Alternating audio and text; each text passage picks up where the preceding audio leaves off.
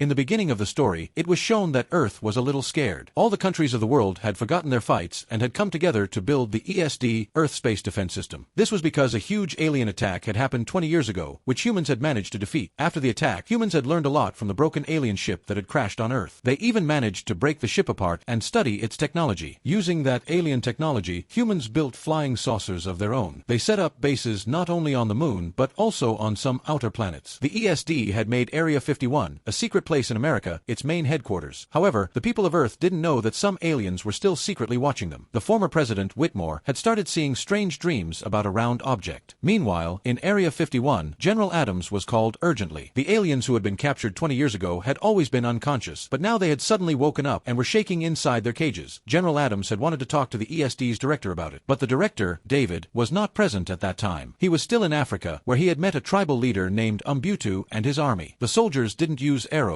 they had alien weapons. Around their base, the bones of dead aliens could be seen. The locals in Africa weren't happy to see David, but before anything could go wrong, Catherine, who had already been working there, stepped in and told everyone that David was with her. She then showed David a crashed alien ship. That ship had landed on Earth during the first alien attack. Umbutu told David that 10 years ago, they had fought the aliens who came out of that ship. He also said that just 2 days ago, the lights of the ship had suddenly turned on. A large hole had also been discovered nearby, which made them believe that the aliens had been trying to drill into the Earth's core to destroy the planet. But when the alien mothership was destroyed back then, all activity had stopped. When David and the team went inside the crashed ship, they saw that its computer was still sending a signal. David recognized that it was a distress signal, meaning the ship was asking other aliens for help to attack Earth again. The worst part was that someone had answered that signal. At the same time, General Adams was told that a base on another planet had been completely destroyed. This news caused panic, and Red Alert was declared. Back in Africa, David received news of the emergency. Meanwhile, Catherine was trying to understand some strange circular drawings. Umbutu, just like the old President Whitmore, had also been dreaming about a round object again and again. Everyone was trying to figure out what it meant. On the moon, people at the space base were very scared. Suddenly, the environment changed around them. Out of nowhere, a large round machine appeared in the sky. It looked exactly like the object Umbutu had seen in his dreams. He sent a message to the president and to David. David understood that it was definitely a spaceship. President Lanford said that they should attack first, but David disagreed. He explained that the flying saucer didn't look like the ones from the earlier alien attack. He thought it might belong to a different alien species, possibly one that came in peace. However, Lanford said a vote should decide the matter. When the vote was held, the decision came in favor of attacking. After receiving the order, Commander Jung activated a huge weapon on the moon and easily shot down the flying saucer. David then said that since the saucer had already been brought down, they should now examine its materials and technology. Lanford agreed and said a team of scientists should be sent. Later, in a public speech, Lanford claimed that he had saved Earth from another alien threat. Former President Whitmore watched all this on television and became very anxious. He was convinced that these were not the same aliens as before, and he wanted to warn everyone. But his daughter Patricia told him to remain calm and trust the new president. Whitmore agreed and went to sleep. Later, when Patricia checked on him, she found that her father was missing. Meanwhile, a pilot named Jake went to pick up David and his team in a spaceship to take them from Africa to the moon. They were being sent to study the round flying saucer. After searching through the damaged parts of the saucer, the team found one section that was still fully intact. Jake began preparing to lift that piece. Back on Earth, people were celebrating the old war victory, but during Lanford's speech, Whitmore suddenly appeared and started warning everyone again. Just then, he screamed in pain and collapsed. The same thing happened to Umbutu at that time. Everyone was shocked. Suddenly, a massive new alien mothership appeared and started approaching the moon. The scientists on the moon rushed inside their ship as the ground began shaking violently from the mothership's arrival. Jake and David managed to reach the ship in time. Jake took control of the ship while his friend Charlie used robotic arms to try and lift the intact piece from the saucer. After some difficulty, they succeeded, but soon they realized that the mothership was creating a strong gravity field that was pulling them toward it. Commander Jung ordered his pilot to use the moon's powerful weapon again, but it had no effect on the mothership. In response, the mothership turned and destroyed the weapon with a massive blast. Jung then told everyone to evacuate the moon base immediately. But before people could escape, the mothership fired again and destroyed a large part of the moon and the base along with it. The ESD activated its space defense system. But this new mothership was far more powerful than the one from 20 years ago. It destroyed everything in its path and headed straight toward Earth. As it entered Earth's atmosphere, cities began to fall apart. Buildings and people were lifted into the air due to the powerful force it created. David calculated that the mothership was trying to land in the ocean. He believed the aliens had realized it would be easier to dig into the Earth's core from under the sea since it was already at a lower depth. Meanwhile, Jake was flying their ship through collapsing buildings and huge waves. President Lanford ordered that people be evacuated from all the coastal cities immediately. The warning message about the alien mothership could not reach some of the boats in time. David's father, Julius, was out fishing in the sea when he saw the massive alien ship. He quickly quickly called David and told him that this ship was much bigger than the one from the previous attack. Just then, another boat accidentally crashed into Julius's boat. At the same time, the alien creatures that had been locked up in cages began acting wild and uncontrollable. While David and the others arrived at the scene, former President Whitmore quietly entered a sealed room. Whitmore released one of the aliens from its cage, hoping to communicate with it. The alien immediately grabbed him using its tentacles and took control of Whitmore's body to speak through him. Using his voice, the alien kept repeating the same phrase, "She has come, she has come." Catherine then showed the alien a round symbol and asked what it meant. The alien became extremely angry. The soldiers realized that Whitmore's life was in danger because of the alien's rage, so they fired at it. However, the bullets had little effect. That's when Umbuto stepped forward and attacked the alien with his special blades. It turned out the large alien body was just a protective shell. Once it was broken, a much smaller real alien emerged from inside. Umbuto killed it immediately. Meanwhile, a group of children who had lost their parents during the chaos were hiding in a car. They came across Julius's damaged boat floating in a swamp and found him unconscious inside. When they saw he was still alive, they decided to take him with them. Area 51, the team started scanning the mothership. From the results, David realized that the queen of the aliens had arrived. These aliens were structured like insects. There were many worker aliens and one queen who controlled them all at the same time. A modern aircraft sent live video footage from beneath the sea. It showed the mothership drilling into the ocean floor. The aliens were trying to reach Earth's core. If they succeeded, the entire planet would be destroyed. President Lanford quickly launched a mission to find the alien queen and kill her. All pilots were ordered to get ready. The plan was to send drones first to break through the mothership's protective shield. Then, bombing aircraft would enter and target the queen directly. As the pilots approached the mothership, it activated its defense systems. The pilots struggled to protect themselves because the ship had far more weapons than the old one. It was extremely hard to get close. Jake said that their last option was to enter the ship from the inside. Dylan agreed, saying it was very risky but had to be done. General Adams finally gave them permission to go inside and told the rest of the pilots to support them. When all the jets entered the mothership, everyone was shocked to see what was inside. It looked like a completely different world. At the same time, Whitmore woke up and warned his daughter Patricia that the queen knew they were coming. Patricia quickly rushed to Adams and informed him that this was a trap. But by then, it was already too late. Suddenly, a powerful energy wave came out of the mothership, disabling all the jets. However, before that happened, the team managed to release the bomb. Unfortunately, the explosion had no effect on the queen because she was protected by a strong energy shield. Then, another even stronger energy pulse came from the alien systems. It disabled all Earth satellites, the Area 51 base, and even the president's secret bunker. The mothership took this chance to launch a direct attack on the bunker, killing Lanford and everyone else inside. After some time, the remaining military leaders arrived at Area 51 and declared General Adams as the new president of the United States. Jake, Dylan, and a few other pilots had survived inside the mothership. Since the place was still dangerous, they had to hide quickly to avoid being discovered by the aliens. Meanwhile, at the base, a scientist used a powerful laser to open the part David and his team had brought from the golden, moon-like spaceship. Inside, there was a strange large sphere. It looked like a smooth, glowing ball. A scientist named Floyd went ahead and touched it. Within seconds, the ball grabbed Floyd's hand. Then it suddenly became active and started speaking using Floyd's brain, learning the language directly from him. Soon as the sphere was activated, the alien queen received a signal about its presence. Realizing what it was, she began preparing to destroy it. She wore a massive suit of armor, and the pilots observed that the top part of the mothership was now opening up. The ball began speaking, explaining that it had originally come to warn humans about a great danger. But instead of listening, humans had attacked it. The ball said that its people had already fought these same aliens before. It explained that the mothership worked on highly advanced technology and that these aliens traveled from planet to planet, stealing their cores, destroying entire worlds. The ball revealed that it was the last survivor from its planet and that a great deal of advanced technology was hidden inside it. It also mentioned a secret planet where it trained survivors from different species to fight these aliens in the future. That was why the alien in the cage had reacted so violently to the symbol of the ball, because it recognized the threat. Now that the sphere was activated, the queen could track its location. David said that if they knew the queen would come for it, then they could also set a trap, just like the queen had set one for them. But for the trap to work, they needed a way to track the queen's movements. Unfortunately, the queen had already destroyed their new tracking system. That's when Adams mentioned an old radar truck from the previous war. He believed it might still work. Adams and David then explained the situation to some remaining pilots. Since the satellites were no longer working, someone would have to go and manually drop the bombs on the queen. But that meant the pilot would not survive. It was a suicide mission. Patricia volunteered to do it, but before she could go, her father Whitmore stepped in and said he would do it himself. Patricia begged him not to, but he didn't change his mind. Elsewhere, Julius regained consciousness. He asked the brother and sister who had rescued him to take him to Area 51, but their car was low on fuel and moving slowly on their way. They stopped to refuel and discovered a school bus full of abandoned children. The driver had left them behind. Julius quickly jumped into the driver's seat and took charge. He gathered all the kids and drove the bus toward Area 51 back inside the mothership. The pilots found the aliens' hangar. Jake bravely stepped forward to distract the aliens. To draw their attention, he started cursing and even urinated on the floor. His plan worked. The aliens focused entirely on him, giving his friends the chance to sneak past and steal one of the alien jets. The aliens became furious after after Jake's actions and started firing at him. But just before he could be hit, the other pilots arrived in the stolen alien jet and rescued him. As the aliens began chasing them and sealing the doors, the pilots flew quickly, struggling to escape. In the end, they managed to fly out just before the doors shut completely. Back at the base, everyone was fully prepared for battle. After watching her father leave for the final mission, Patricia decided to join him in her own jet to support him. Around the same time, Julius arrived at Area 51 in the bus with all the rescued children. Then, the alien queen reached the base with her army. A fierce new battle began between the aliens and the humans at Area 51. Heavy gunfire was exchanged from both sides. Meanwhile, David had created a fake signal, mimicking the energy of the powerful sphere. The goal was to trick the queen into following it, and it worked. She fell into the trap. Patricia flew alongside her father's jet and met him in the air. She said goodbye to him, knowing that he would not survive the mission. Whitmore bravely flew directly into the queen's ship and detonated the bombs. For a moment, everyone believed the war was finally over. But even though the queen's ship was hit, the rest of the aliens kept attacking. They destroyed the base's most powerful weapon. When the smoke cleared, it was revealed that the queen was still alive. She had used her energy shield to protect herself. All the soldiers on the ground returned to the base to protect the sphere. Meanwhile, the pilots resumed their attack on the queen. But no weapon could penetrate her shield. Patricia then observed something important. Whenever the queen attacked, her shield dropped for a few seconds. Patricia used this moment to shoot at the queen's weak spot. Her aim broke the shield and left the queen vulnerable. Angry, the queen fired at Patricia's jet. But Patricia opened her parachute just in time and survived. The queen began chasing her, but Dylan and the other pilots arrived and attacked using advanced alien technology. Inside the base, the aliens had located the sphere. They sent a signal to the queen with the exact location. Meanwhile, Dylan and his team started losing control of their jet because the queen could control alien tech with her mind. At the same time, Umbutu and Floyd arrived to protect the sphere. They bravely fought the aliens and killed all of them, securing the sphere. There were now only 2 minutes left before the queen would break through the roof of the base. Her shield was being protected by multiple alien jets circling her. The same jets were interfering with Jake and Dylan's jet. Jake turned on the manual thrusters, which helped them break free from the storm-like gravity. Just as the queen broke into the base and reached for the sphere, Jake and Dylan regained control of their jet. They fired smoke missiles, which weakened the queen's shield. Now unprotected, the queen was seriously wounded. She collapsed and began to fall. At that very moment, David was driving the bus full of children. He saw the queen falling right toward him. Quickly, he put the bus in reverse and escaped just in time. The sphere also rolled free and was safe. Just like in the first war, the moment the queen died, the drilling stopped. All of the alien ships crashed to the ground. People across the world began celebrating their second victory over the aliens. If you liked the video, make sure to like and subscribe to the channel. See you in the next one.